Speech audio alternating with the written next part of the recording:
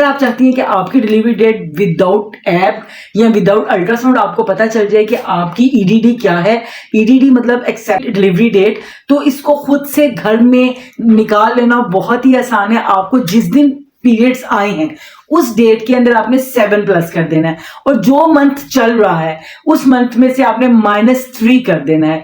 जैसा कि आप सपोज कर लें कि आपको पीरियड्स आए हैं 1 जून को, और 1 जून में आपने 7 प्लस किया तो ये हो गया 8, ठीक है। और अब जून कौन सा महीना है?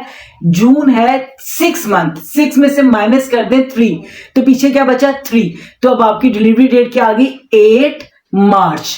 ओके, तो एक तो ये इजीएस्ट मेथड है। दूसरा मेथड ये भी है कि आपको जिस दिन पीरियड्स आए हैं उसमें आपने 7 को प्लस करना है, और जिस मंथ में आए हैं उस मंथ में 9 मंथ ऐड कर देने हैं। यानी कि अगर आपको 1 जनवरी को पीरियड्स आए हैं तो 1 जनवरी को आपको पीरियड्स आ गए, उसमें आपने +7 किया तो 8 जनवरी हो गया। अब 8 जनवरी में आपने 9 को प्लस करना है।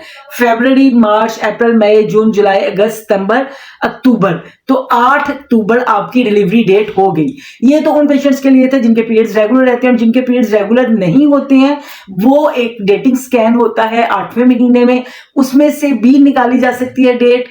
और आपका जो अर्लीस्ट स्कैन होता है, अगर आपने फर्स्ट ट्राइमेस्टर में करवाया है, सेकंड ट्राइमेस्टर में करवाया है, तो जो आपका सबसे पहला स्कैन है जो ईडीडी दी होगी वो ईडीडी ही परफेक्ट होगी।